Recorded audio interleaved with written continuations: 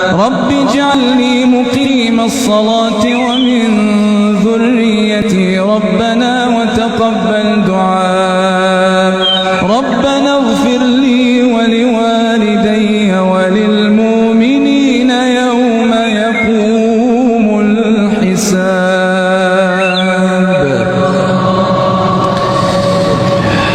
الحمد لله رب العالمين الرحمن الرحيم ملك يوم الدين إياك نعبد وإياك نستعين اهدنا الصراط المستقيم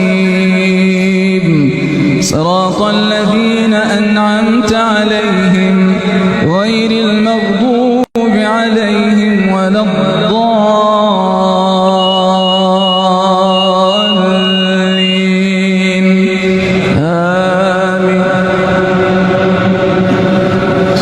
ولا تحسبن الله غافلا عما يعمل الظالمون إنما يؤخرهم ليوم. رب اجعلني مقيم الصلاة ومن ذريتي ربنا وتقبل